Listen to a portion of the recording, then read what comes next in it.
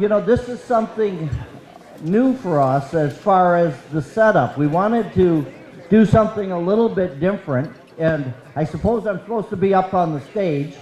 I'm getting from the chamber president over here, but I like being down here because it puts us closer to the people. And that's really what this is designed to do. What we want to do is get some interaction, and that's what we've listened to you guys, our members, and they said, let's have a little different format. Let's give the speakers a little bit more time, so you'll notice something a little different today. But before we start, I'd like to start the meeting with the Pledge of Allegiance. It's something Pat O'Brien started a few years ago. So the flag is towards the center of the room. I pledge allegiance to the flag of the United States of America and to the republic for which it stands, one nation, under God, indivisible, with liberty and justice for all. Thank you. As Mike Kanisko, our current chair of the board, said, record turnout for today. So awesome. Thank you for coming. Yeah. We certainly couldn't put on programs like this without our sponsors. So it's my first privilege to recognize our sponsors. And it starts with the premier sponsors. They'll be rolling on the screen. I'd like to recognize First State Bank, Absolute Building Maintenance, Blue Cross Blue Shield of Michigan, Blue Thumb Digital, Chemical Bank, Consumers Energy, Covenant Healthcare, Cumulus Media, Doubletree, thank you Tony and your group, Dow Corning, Financial Edge, First Merit, Independent Bank, McLaren Bay Region, Michigan Sugar, MLive Media Group, the Bay City Times, MyBayCity.com, the Spence Brothers, Dow Chemical, Three Rivers Corporation, Wildfire Credit Union, and WNEM TV5. Let's give them all a round of applause.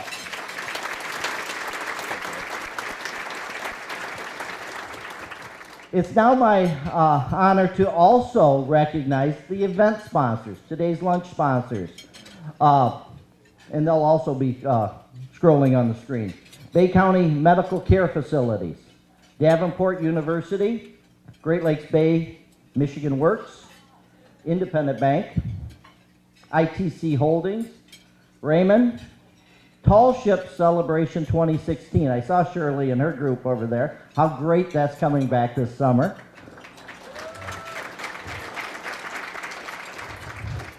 Our friends at Thumb National Bank, Title Connect LLC. Let's give them all a round of applause.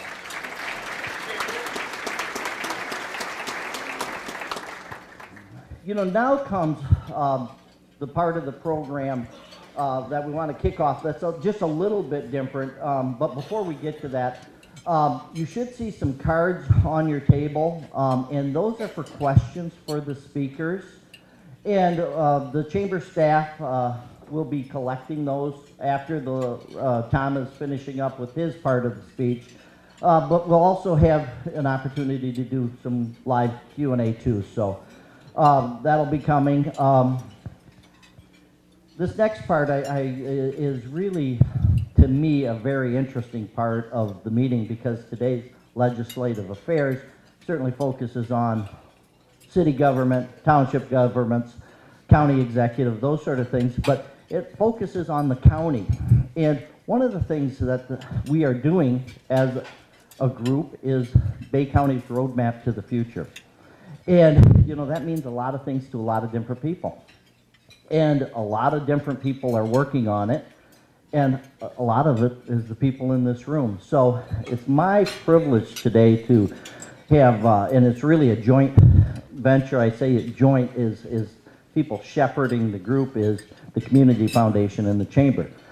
So it's my privilege to have Ryan Carley, the President and CEO of our Chamber of Commerce, come up and talk, and Eileen Curtis, the President and CEO of the Bay Community Foundation. Now with Ryan, you've been on the job about a year in April. I'll tell you, our Chamber of Commerce, as you can see, very strong membership. But let me tell you, Ryan, in this first year, I think it's a year in April, has brought structure, has brought organization, and has brought a tremendous skill to our inner workings of the Chamber. So Ryan, thank you.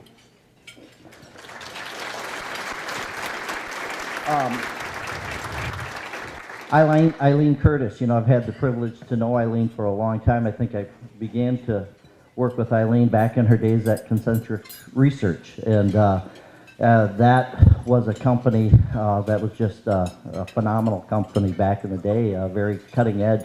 And I've had the privilege to work with Eileen on various committees, and I'll tell you, there's not a committee in this area that Eileen isn't part of, so she's the perfect person to help oversee the roadmap. So with that, without further ado, I'm going to have Ryan and Eileen come up to the center of the room.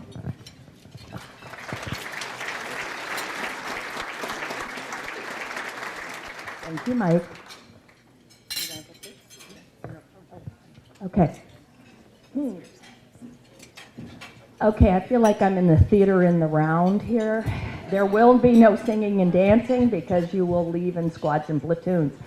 So just a reference that the Bay County Roadmap to the Future was launched in May, the end of May 2014. And for those of you with short-term memory loss, there is a slide on the front screen that talks about the 4 key elements for a successful community. And in those elements, they include a strong sense of place, a robust and diverse economy, outstanding talent, and also meeting our basic human needs for our residents. Over the past, so really at the launch in May of 2014 was phase 1. Phase 1 then meant getting 4 different impact teams together with about 20 members per impact team. All of the groups met off and on through the end of 2014 and into 2015. We are now at the point, we are into phase 2, and phase 2 is the rubber hits the road. We've had a lot of people who have gotten to know each other, a lot of Bay County residents who didn't know they had the same interests as others in the community. The roadmap recommendations are focused on helping us move forward over the next 10 years to have a community that is recognized throughout the state and with any luck nationally. So how do we become one of those top 100 best places to live that are all recorded and you all see them all over the internet? We have the resources and so forth. My job today is to talk about sense of place and the basic human needs, and then I'm turning it over to Ryan. Then I'm going to fall off of this thing. So, catch me? Yes. Please keep in mind, as we said, Ryan is new this year. Mark Linton is new. Our Bay City Public Schools Superintendent, Janet Grafe, is new. So we've had a lot of changeover in folks who are helping to lead these teams, and I will say the teams continue to participate. In sense of place, one of the large things that came out and that our team in sense of place is working on is communication. We have all these great things that are happening here, not just events, but it's how do we get the word out? Because it's amazing the folks that say, I don't know, I didn't know. Oh, really? That exists in Bay County. And so, as the old saying is, be a tourist in your own community, but we need to get that word out more and more. And also, who do we attract? We look at our population statistics.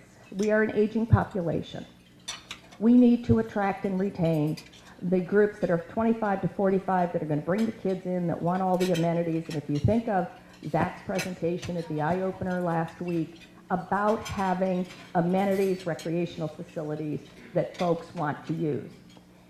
Now, with phase 2, we expanded the steering committee a little bit, and with that expansion, we are focused on working with process, procedure, measurable goals, and some large accomplishments. We are very fortunate that Frank Delano and Don Paring from Dow Corning are going to join us to help us work through these issues. They're going to meet with the steering committee, and also Jeff Cederstrom with Arch Global have all volunteered their time to meet with the steering committee, with the impact teams once a month and with the steering committee quarterly. So to stand up today and say, here's a checklist of what's been accomplished, to be able to say the committees have started to meet, they've gotten to know each other, they have also found where there's common ground and where the gaps are, and how best that we can work collaboratively to fill those gaps. As we look at the 4 elements in the roadmap, they're all intermingled. If we look at human services need, we have a large percentage of our community living in poverty or at the poverty level. So what does that mean to have a sustainable job, to have a job at about $50,000 to be able to meet the basic needs of a family of 4? Well, that means the robust and diverse economy group has to help bring those jobs to our community. So with that, I will turn it over to Ryan.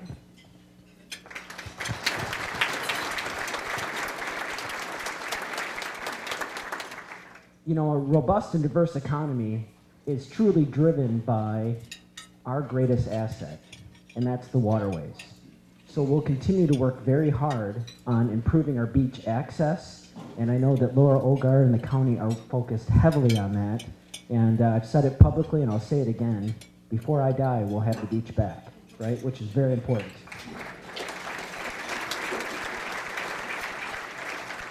Between the Chamber and Bay Future, it's focusing on things that we can ultimately control. You know, Mark Litton, Trevor Keyes, and the team at Bay Future are heavily focused on the industrial side, but what is so unique about the Bay Area is we have the balance of the importance of agriculture, the importance of manufacturing, and we also have travel and tourism that is becoming an ever-present driver of everything that we do. And there's also spin-offs of those main 3, whether it be healthcare, financial services, etc. But if we build the right sort of place to live, business will ultimately follow. And that starts with creating the best possible talent that we can have. And there's several school teachers, principals, superintendents that are here. The work that all of you are doing is creating an exceptional place to raise children and to grow the workers of the future that we're part of. So let me say thank you. On the flip side of that, approximately 17.6% of all of Bay County residents have a 4-year degree. So we have a long way to go, but we are a college town. And the work that's happening with STEM, led by Matt Fallon and the Alliance, is ultimately driving things. To put things in perspective, there are 3 STEM buses that have ever been made, and 2 of them are right here in the Bay Area with SVSU and Delta College. And if that doesn't get you excited, I don't know what will. Finally, you've heard me talk since I took this role approximately 9 months ago about belief. The roadmap is a framework of helping us all believe. It doesn't inherently mean that we're all going to agree on things, whether we agree on the pavilion, the way that we want our farmers markets to look, the way in which we want our beach access to work. But I would encourage all of us in this room that are truly leaders to just put personal preferences aside and think about the greater good of our community. And as somebody that has 3 children, 11, 8, and 6, yes, I know it's a full-time job, but I want to create the type of place that we can all be proud of for the future. And because of this roadmap and the work that has been done way before the roadmap started, I'm excited to see the way our community is going to look in 2024. So thank you. Mike Stodolek.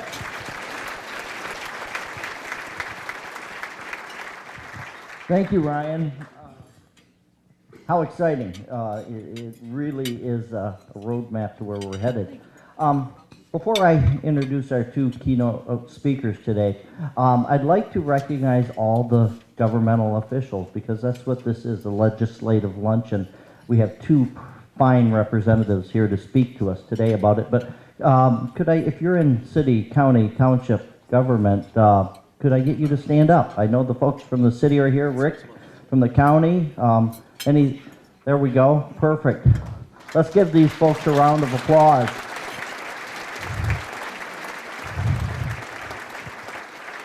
Public service is a very honorable profession. We also have in our midst a very special guest today, State Representative Dan Kildee.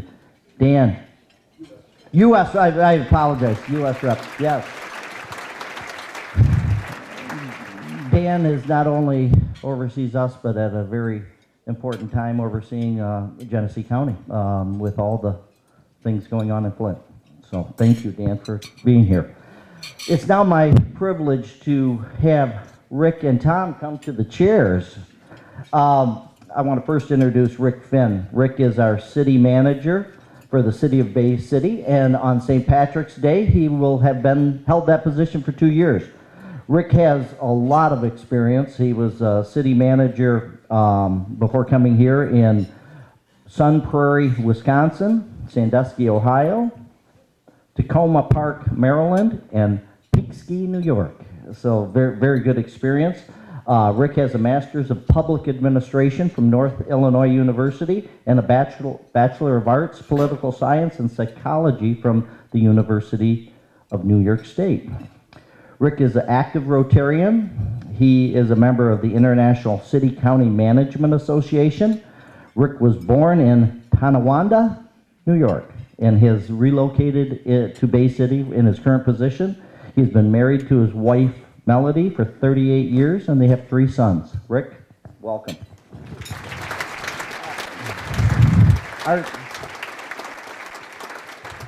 Our second speaker sent me his bio, and it was about 3 pages long, and I said, Tom, can you shorten it up?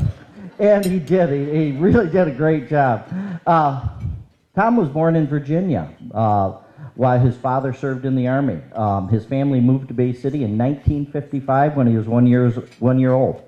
Tom is the middle son of 7 children, 2 girls and 5 boys.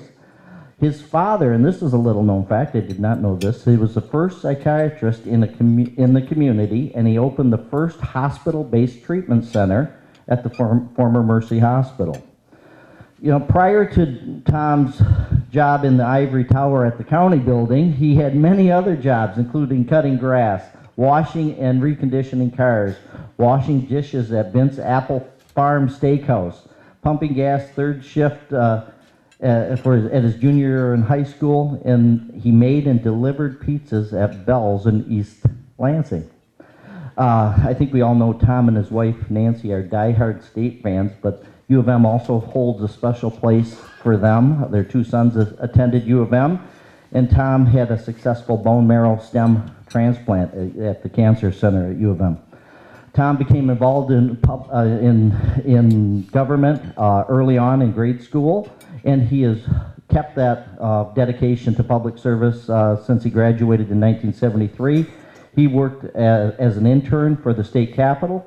He was a fiscal analyst and a legislator for almost 17 years, 10 years at the State House, and 24 years as our county executive.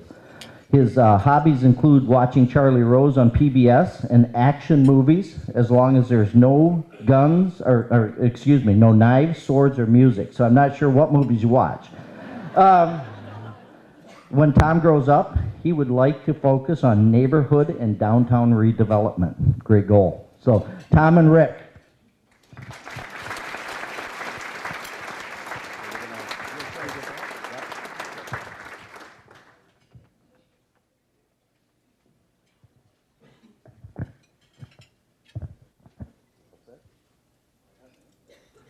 Well, good afternoon, and thank you for being here. I was told that I'm supposed to walk around, so this is an experiment, and we'll see how it works. Maybe we'll do it again. Rick, how are you? So, as I'm walking, how are you? I'm gonna sort of look up there and use that. I've got my notes here, but it's sort of awkward to try to hold all these things and do all this stuff at the same time. So, anyways, we're going to talk about what's going on with the city, but before I do that, I think this is important. First of all, I'd like to have the city commissioners that are here stand up just to be recognized. Okay, please. Thank you.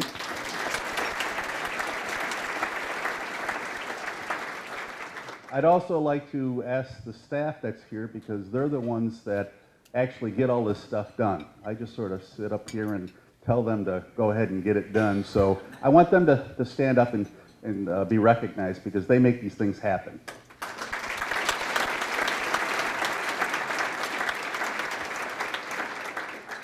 And finally, and importantly, the congressman is here, and I just wanted to thank him. He is been open to us. He's come down to City Hall a number of times, the short time I've been here. Always open, always ready to go, always listening. Thank you.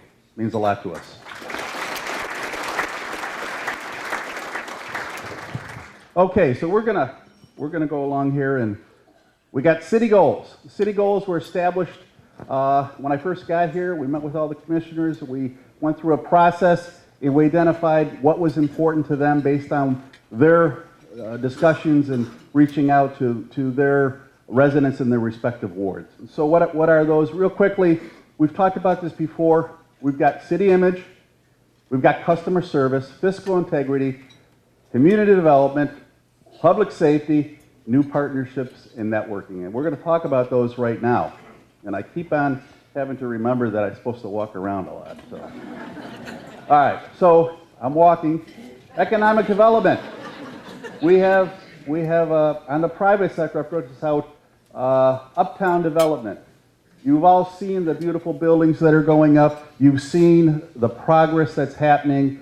The number of jobs is we're estimating approximately 500 that have gone in there. The estimated private investment that's gone into this development is around 50 million, and that's going to continue to grow as more and more buildings are put up, and those plans are being developed right now as we're talking. We've got a number of success stories. Of course, Dow Corning. We've got Chemical Bank. We've got the brownstone townhouses, and I would point out that they've all been rented out, so in their marketplace rent. So that's what we want in the city. Uptown Grill.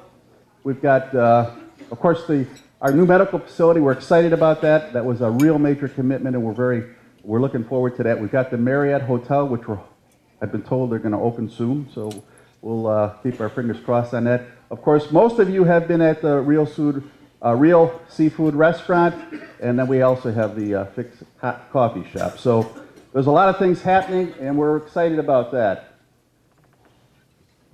As far as some of the things that have happened in the city with additional recognition of staying in the city, not moving out, Landau Packaging, a $5 million expansion investment in the city.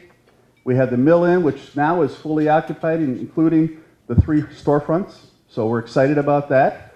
There is definitely interest in our downtown, and we're seeing more and more things happen. Bay City Inn is right now investing $5.4 million. I was advised by our building department that they are shooting to open their doors on June 1st, which is far earlier than what we were told. We're excited about that, and we are looking forward to that investment and the opportunities to support our city.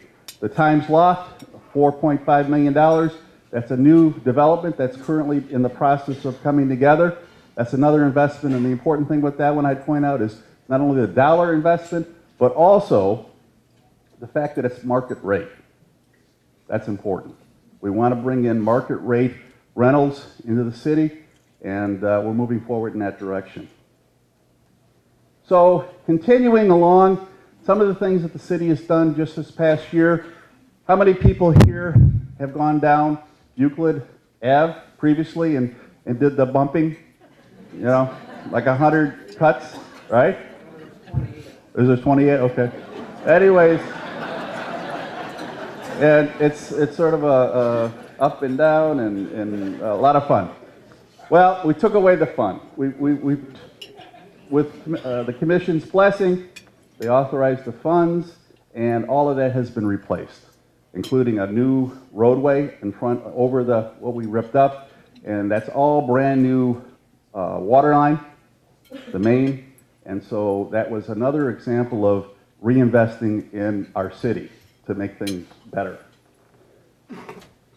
We've opened up in cooperation with the county, the new Bay Area Water Treatment Plant. Now it's a county plant, the city is a part of it.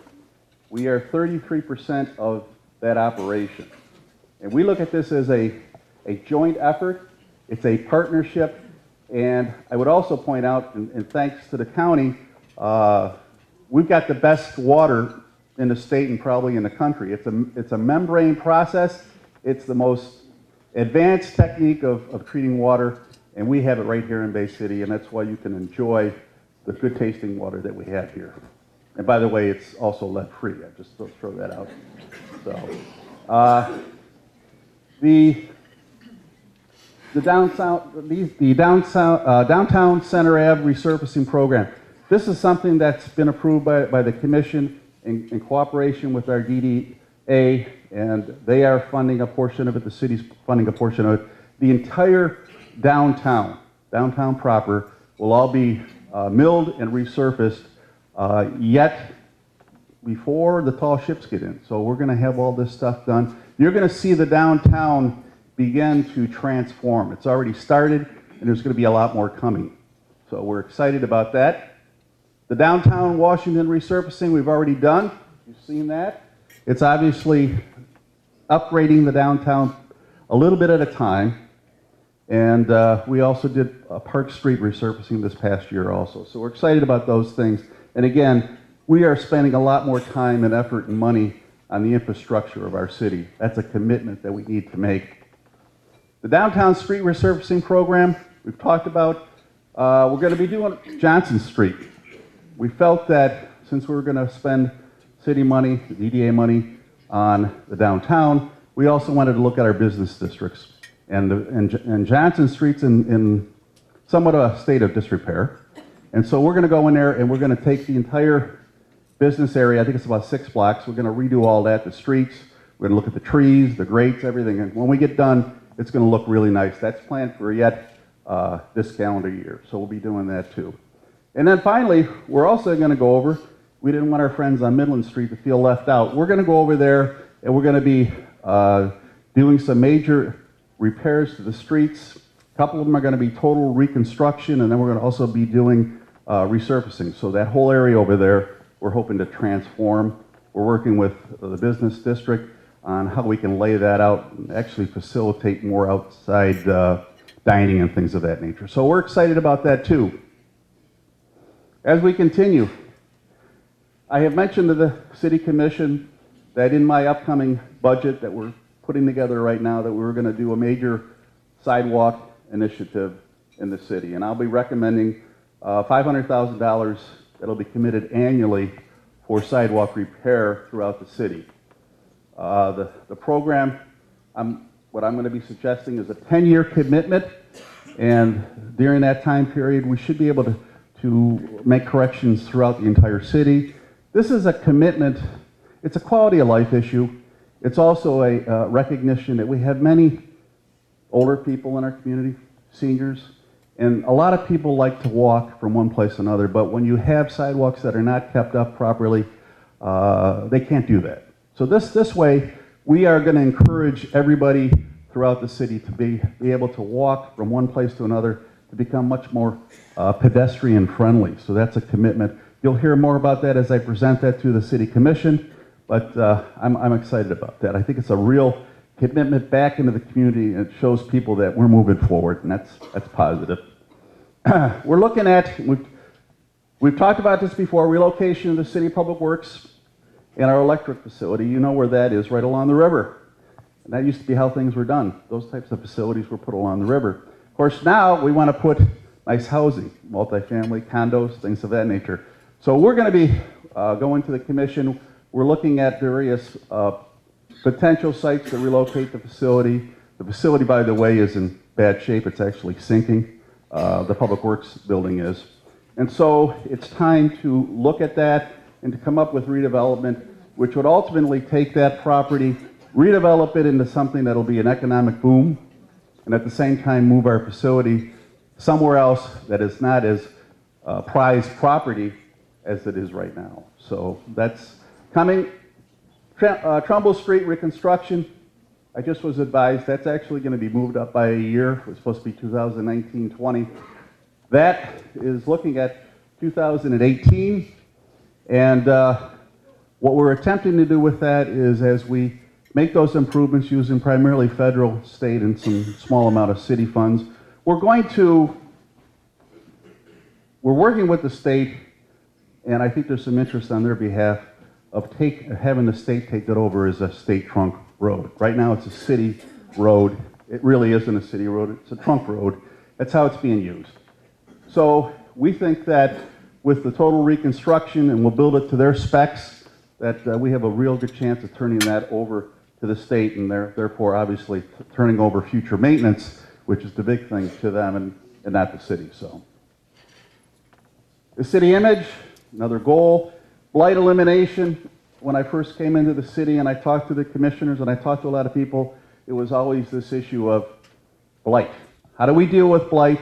What do we do? So what we've done a number of things. Housing rental inspection program has been upgraded. More staff have been put into it. And what's happening is, when I first got here in 2014, we had identified 2,000 rental units in the city that were part of our program. And that was a 3-year inspection program. 2015-16, we actually went out and looked at the whole thing and found out that we actually had 4,513. So we were off by a significant amount. A lot of those were not registered and were in violation.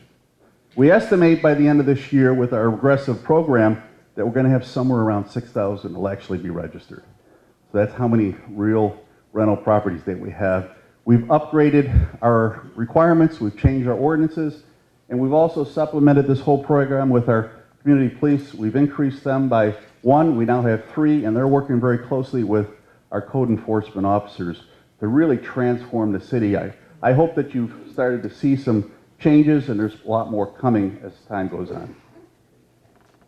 Along the city images, the demolition of housing, you've seen that we've knocked down some houses. We're going to be taking more houses down, things that have already gone too far that they can't be saved. That's unfortunate. Hopefully with our new inspection program, we can eliminate or really drastically reduce the number of houses that have to be knocked down because we can control it better.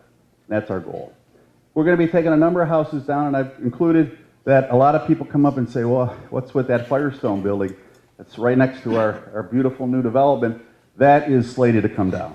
So that's good news, and we're excited about that. It's right on Saginaw Street. We also adopted a new graffiti ordinance. The Commission was very supportive of this, and I think that's going to help us get, not only, it's going to happen in any community it happens, but we have a process now. We can eliminate it a lot quicker. So that's the important thing. So again, we've increased the follow-up on nuisance complaints, obviously tall grass, junk cars, garbage, all those types of things. People now are calling us, and we're getting out and usually turn those things around within a week to 10 days. They're actually resolved, and we're getting more and more complaints. People are starting to understand that the city is serious about this, and they're understanding that they need to come into compliance with us. So we're seeing that work out a lot better than what it was. So I got 2 minutes? You got to be kidding me. All right. We're working closely with the county land bank. It's an effective new tool for us. We've got the public signage maintenance program. All of our signs will be replaced within a 5-year period of time. So everything's going to look nice and crisp for our people coming into the community as well as our residents. The infrastructure is going to be maintained better than it has been. We've upgraded that with our parks and streets, and we're moving forward on that. We have completed the Riverwalk along Uptown, so that's all done. And we continue to work with our partnerships, the restoration of Battery Park. Some of you probably remember Battery Park years ago, and then with the creation of the new library, unfortunately it went away. Well, we're going to restore it with the county, the library, and the Veterans Group. The new City Imagination Station, the committee has identified Bigelow Park. We've let the contract go for a design firm, and that's moving along. That will have a spring of 2017 built, and that will be community oriented. Winona Park is going through a process of looking at how it's going to be redeveloped. The DDA has some funds, and those things are going to happen this year and next year. And also, we already talked about the tall ships coming. That's going to be a huge event. Over 100,000 people anticipated. So we're excited about that, and we want to thank Shirley for all of her efforts on that too.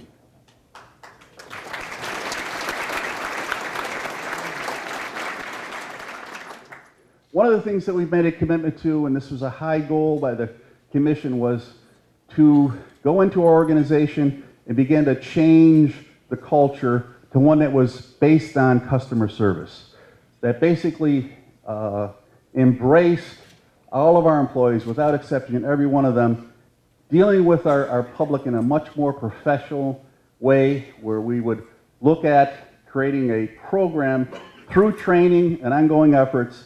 We've started that. We've gone through, and all employees have gone through 3 or 4 trainings that's been provided by Delta College, and my time is up. But I was told that we could have a couple extra minutes. Is that correct? All right. So we'll move along here. So customer service is important. We want to make sure that all of our customers are satisfied with their service by the city. That's our goal. And it's based on a feeling and acknowledgement of respect. If we can get that. We've had comments from a lot of our public that things are starting to be noticed. So we're excited about that, and there's more to come. We're very committed to that. We're also committed to better communications, which is a part of the customer service, and we're looking at a new website, new phone system. Get a lot of complaints about people not getting back and waiting on the phone for an hour and that kind of stuff. We're going to fix all that with a new system. We did our AMI programming, got all the meters done with a few exceptions.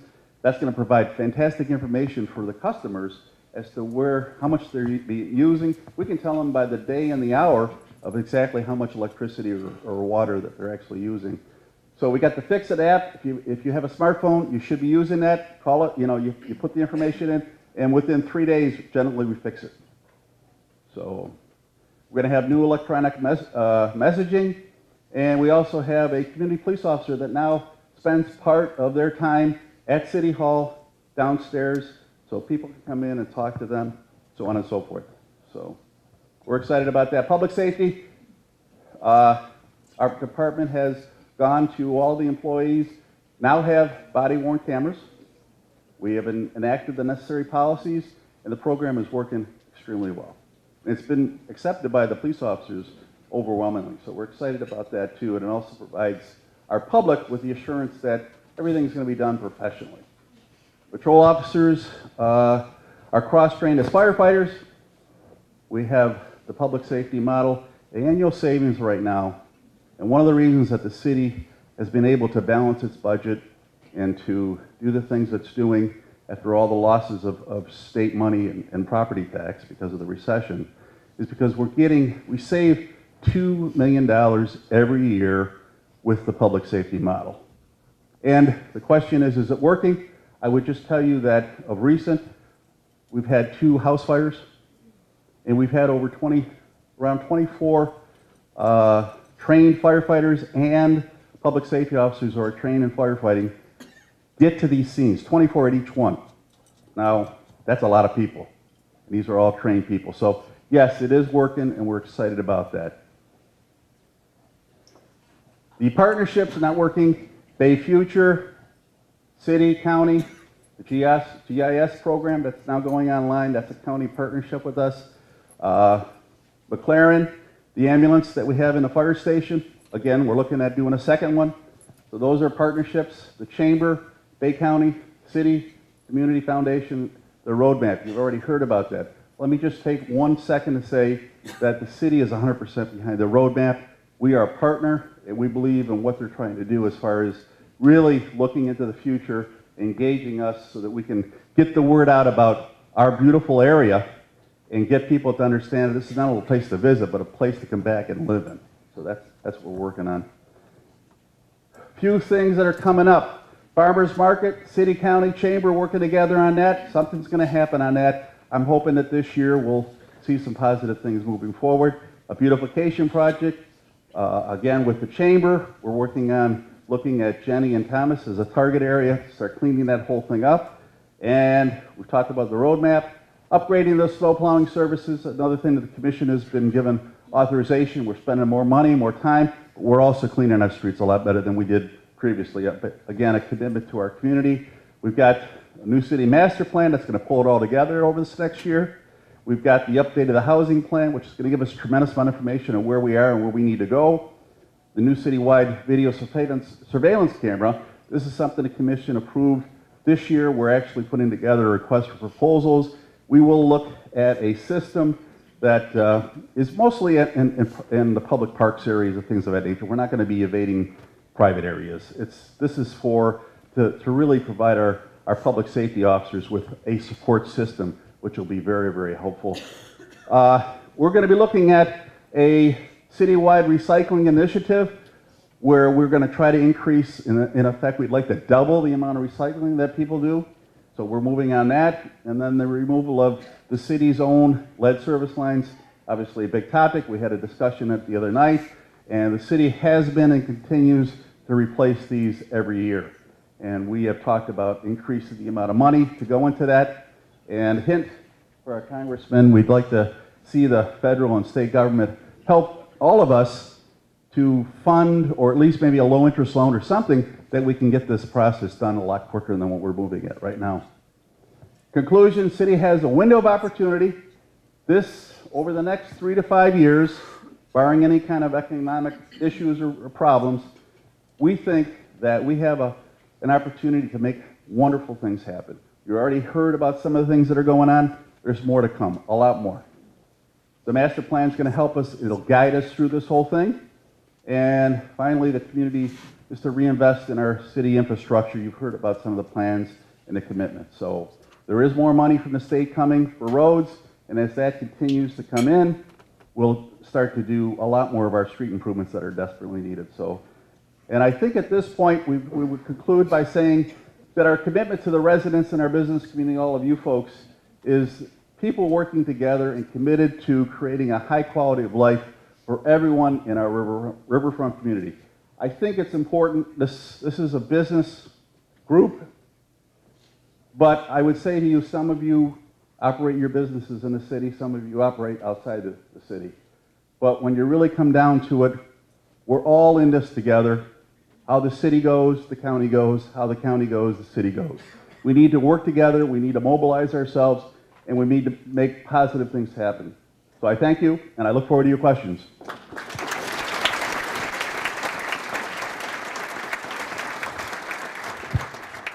Tom? Well, thank you very much, Mike.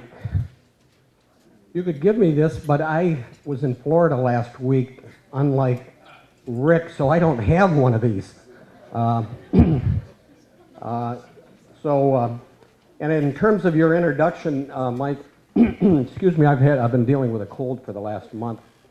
The reason why I don't like swords and knives in movies, I think, is because in a former life, being half Swedish and having watched the film The Vikings, I think Keith Markstrom and I don't think Keith probably likes, you do. And in terms of music, I actually do like music a whole lot,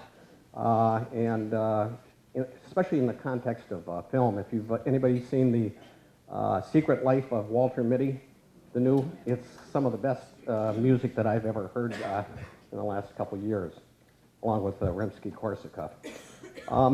I want to thank Ryan, who's not there right now, and the board for putting this on again. It is always it is the premier event that brings everybody together in this community, and it's a great turnout, and it's a tribute not only to the chamber, but to each of you for taking the time to come and listen to us chit-chat about what's going on. If I falter, I'm going to yield my time to the congressman, and he can finish out my 15 minutes, and I've got to keep track of the time.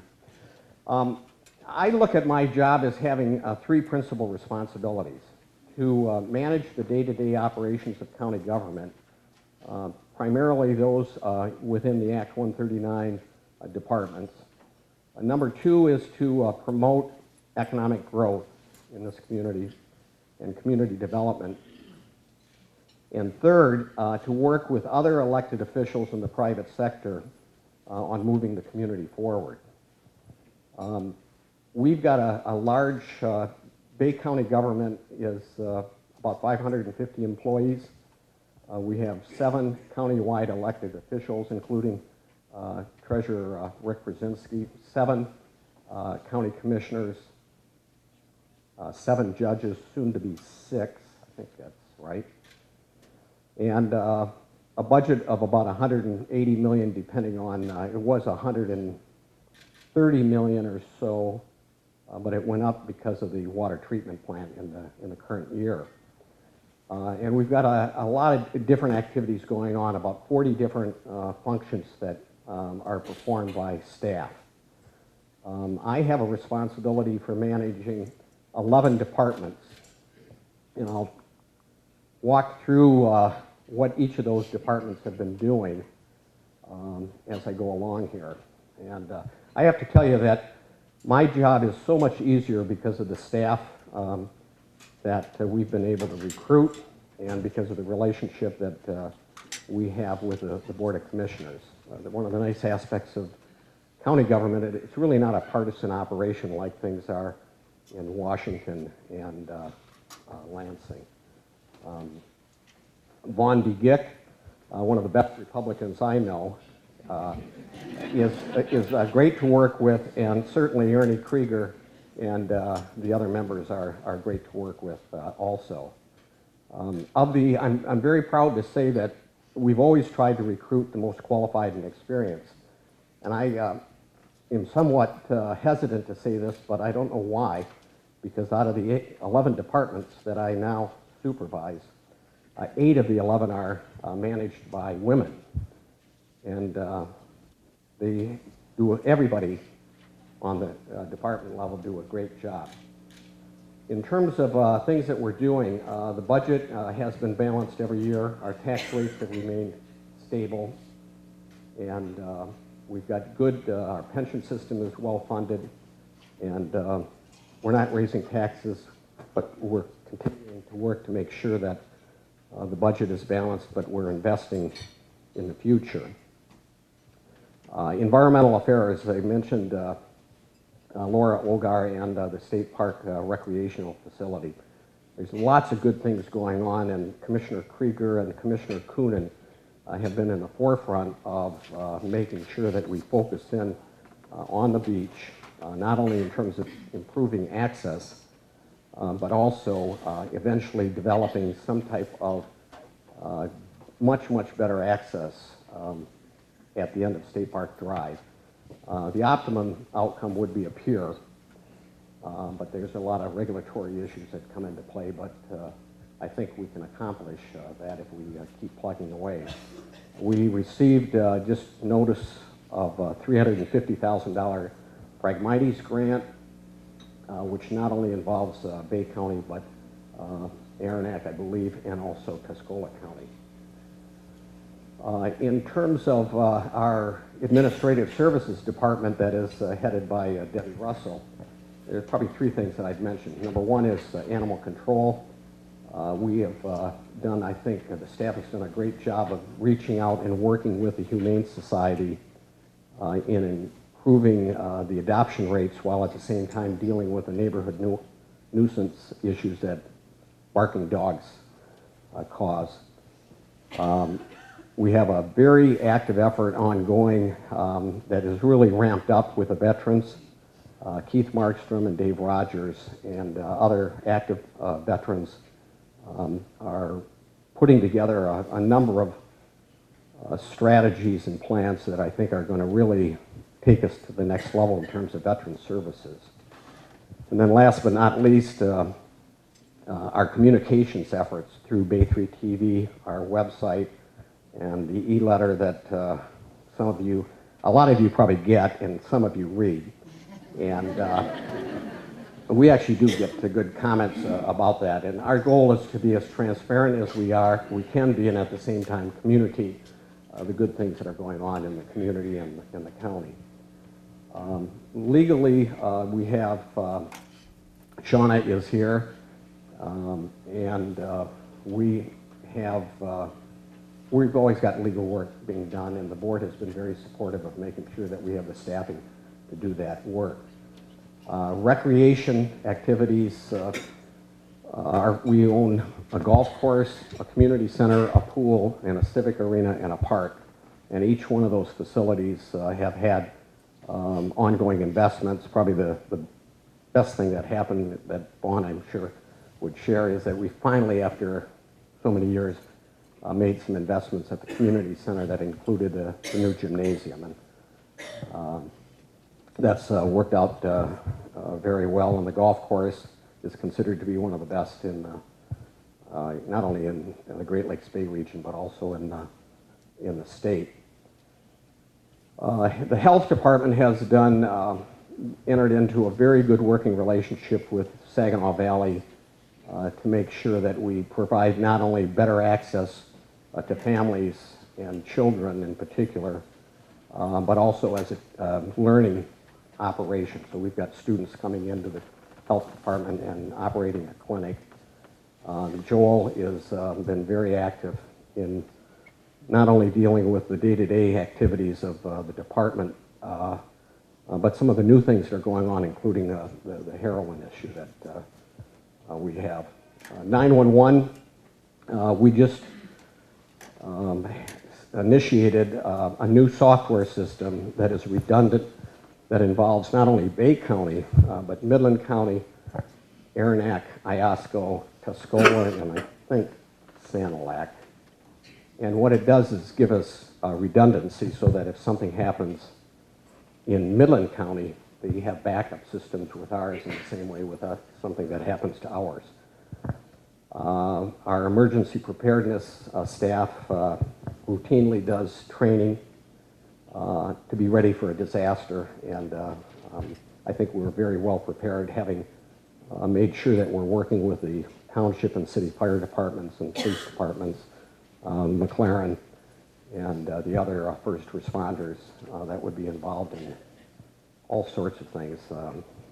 Every time I read something in the newspaper about this or that, I'll send Ryan an email, say, what are we doing if there's a 50-car pileup out on I-75? So I think we're in pretty good shape in that regard. From a personnel standpoint, we've got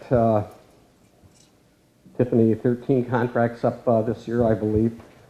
And I think we will not only be able to achieve contract renewals, but my goal is to make sure that the staff, our employees, get a pay raise. They've sacrificed a lot over the last number of years. I think we estimated it was $1 million in savings that they've given up. Our health insurance system is operating very well, and we established a wellness clinic that we learned about it. Other communities across the country have done so. So after a whole lot of due diligence, we established a wellness clinic. So our employees can go to the clinic and for free and have, if they've got an issue going on with either themselves or their family members, to have those issues addressed. They also get their generic drugs for free. We do it on a capitated basis based on the number of employees, but the idea is to not only achieve wellness, but also to ultimately achieve cost savings. And this is probably one of the best stories I can tell about the wellness, is that we've got a number of employees, 3 or 4 I know for sure. We don't know what the issue was, but we've been told that had they not gone to the clinic when they did, they wouldn't be walking the streets today. And that's something that's really good news. So in terms of that, I'm kind of looking, thinking as I go through floor by floor and building by building, and I think have I covered everyone, Debbie? And well, finance, but Debbie's helping me as she does every day. And our budget, we again had a balanced budget adopted by the board, and let's see. Crystal made a point of telling me about the PACE program, that I needed to talk about that, which is an energy conservation program available to business as a way of financing renewable energy efforts. The second goal that I have, as I mentioned, is economic development and growth. How am I doing on time, by the way? 2 minutes. Well, we support Bay Future. We are the largest contributor of Bay Future, and we've supported it from the beginning. I was very pleased that for the first time last year, that I was actually, along with the city manager, invited to sit in on those meetings as a non-voting member. And I think Bay Future's got a lot of good things in the works, including a capital campaign. Matt and the Great Lakes Bay Regional Alliance have, I think, a very good roadmap of what, or game plan of what their 3 priorities are going to be. Certainly, the regional tourism effort that Annie Rummel heads up is accomplishing a whole lot of good things. And the roadmap is something that I've thought, I was involved back in the 80s when, looking around, I'm trying to see if there's any of you that were around in 1985. Anyways, the roadmap, back in the 80s, we did a strategic plan, both not only for the community at large that included what the points that were on that slideshow, but it also then followed up with the Waterfront Task Force. When you look at the waterfront in Bay County today, it did not look like that in 1984.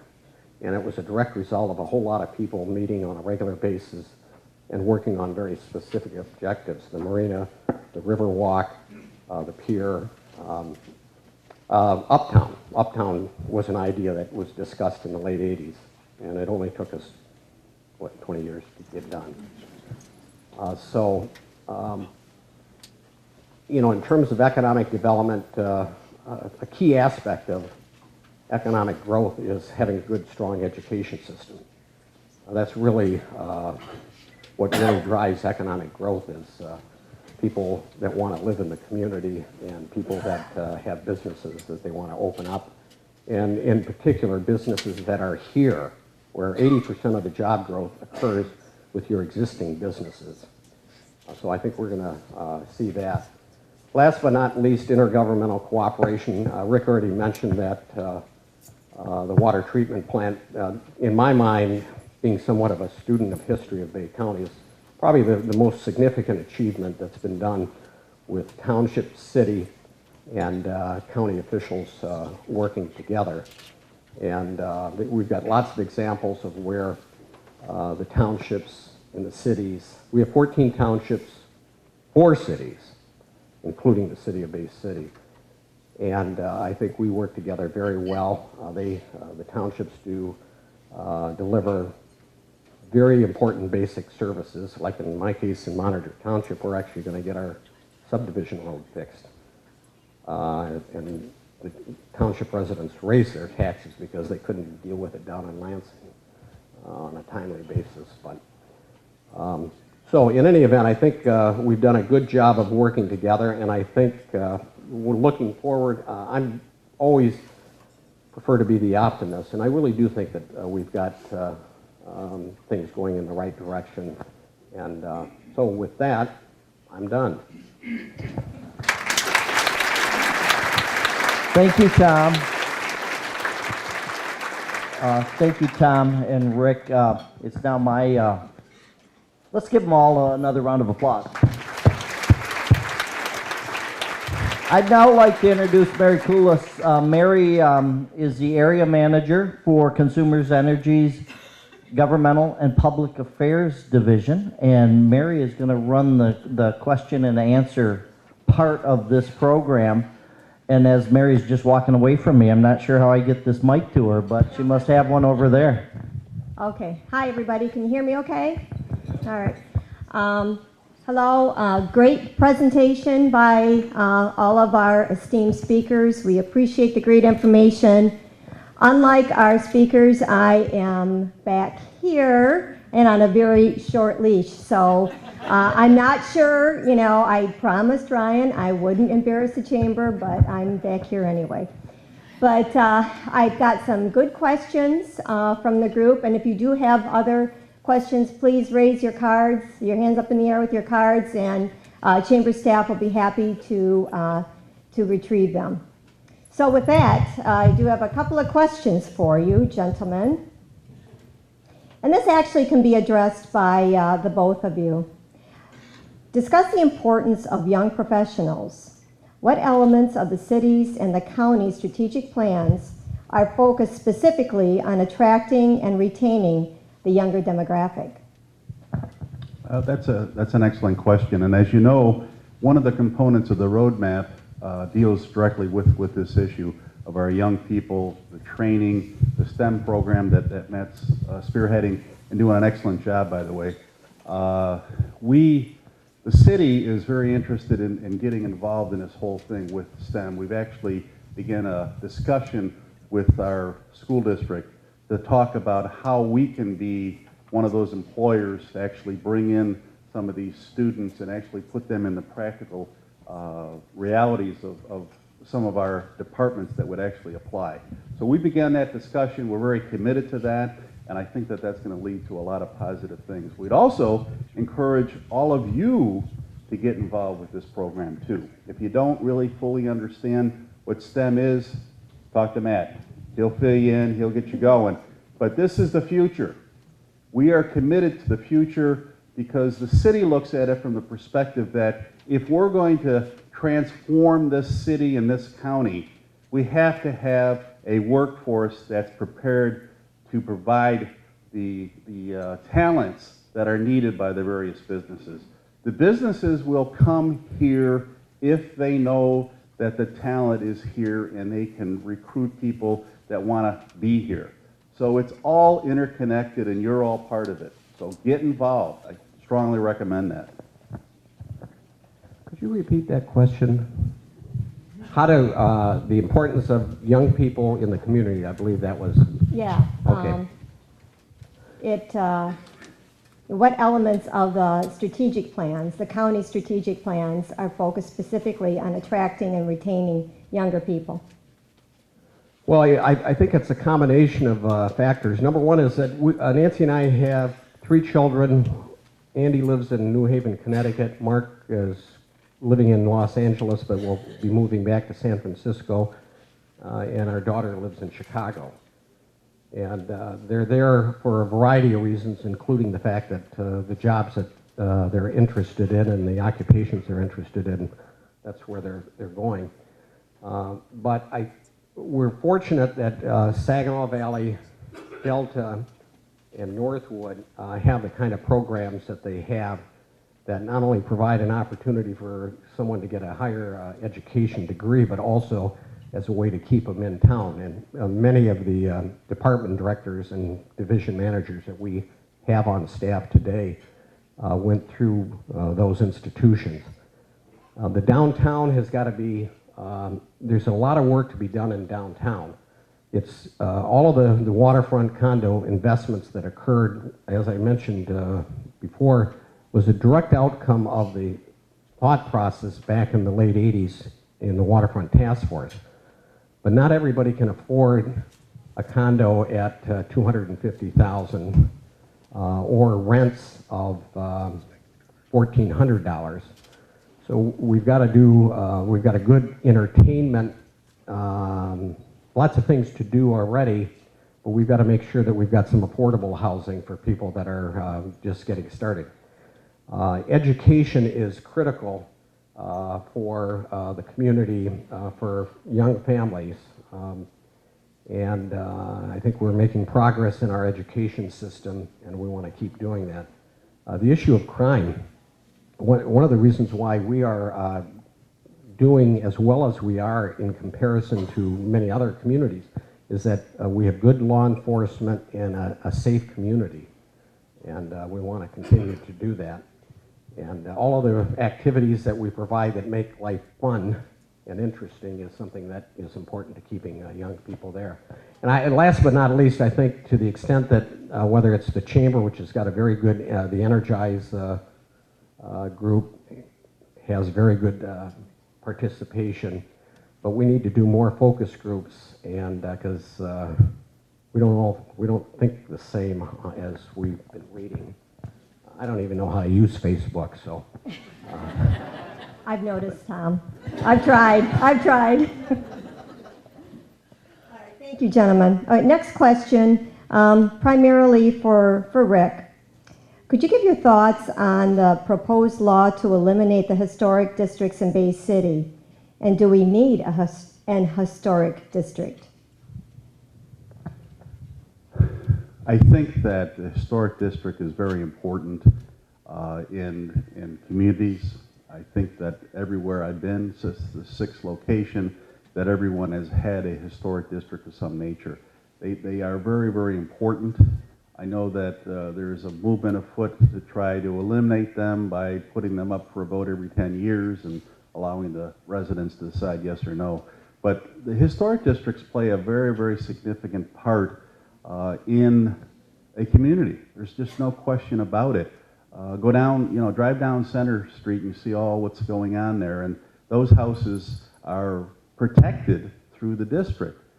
As you go into, the first and second and third blocks, you start to see people renovating their properties. And what the historic district does is it protects those properties so that somebody can't come in and do things that take away from the historic value of that property, of that structure.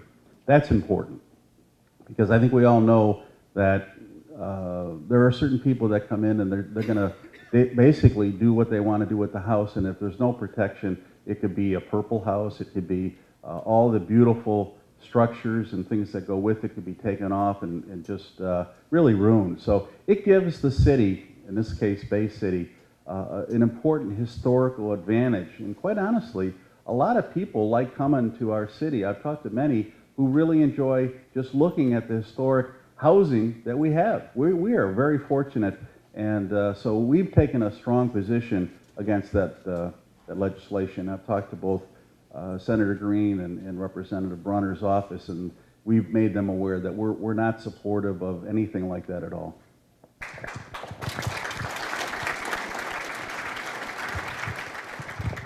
I agree.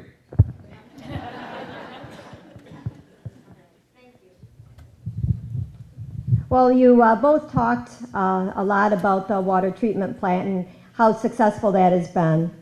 There's a question here. With the success of the collaboration on the new water treatment plant, are there other significant services or infrastructure improvements that could be shared? Well, I'm going to let Rick think about it, and I'll do my best. One of the responsibilities that I do not have is with the infrastructure aspects of Bay County. That is under the jurisdiction of the Bay County Road Commission and in turn the Water and Sewer Department. I do know, and Rick can elaborate on this, that there needs to be some, and I assume they're already doing work on the waste treatment side of sewage treatment. So that clearly is something. Our transportation system, our roads are in shambles. I could be very specific in terms of some of the streets in particular that are an embarrassment and should not exist. And one of the issues that, frankly, Rick and I have talked about is whether or not we ought to give the voters, like they did in Monitor Township, an opportunity to raise revenue through property taxes. Generally speaking, property taxes are not an ideal way to generate revenue for transportation. But because of what I think was a very poor outcome in terms of the transportation solution that they tried to connive in Lansing, we're a long way off from being able to do what we need to do there. Beyond that, there are a lot of things that we can do working with the city and the townships to look at, in particular, IT-related software and things that the taxpayer doesn't necessarily know that are going on, but can be done in cooperation through contracts and joint efforts. Rick mentioned the GIS system that we've been working with the city on a consistent basis to develop. Thanks. Yeah, I think that the GIS is just a really good example of what we can do working together instead of each of us having a separate system and having to pay for it. We've come together, the employees in both the county and the city have made this thing work, and we're excited about it. This is, I told Tom that this is a model for what else can we do, and there's a lot more things we can do. One of the things, and I keep on remembering that there's people behind me, so let me turn around. One of the things that we also, I'm not going to mention any names, but we're working very closely with a township, and I think this is an example of what we can do. We're working with a township to jointly purchase a aerial fire truck, which cost over $1 million. And if this is successful, and I think it has a real good chance of doing so, it's going to bring, we'll buy one and share it, and we'll save taxpayers $1 million. That makes sense. And it's not the city versus the township. It's not, we got to put away all that old stuff that happened before. We got to move forward and say, we're responsible to our taxpayers, the city, the townships, the county, and we need to start working together. We need to put the political rivalries aside and move forward. That's critically important. And I think that the aerial fire truck is just one of many, many examples that we could be doing if we just get people to start thinking in those lines. So we're excited about it, and I'm encouraged that we're going to see some positive things happening. Thank you. Well,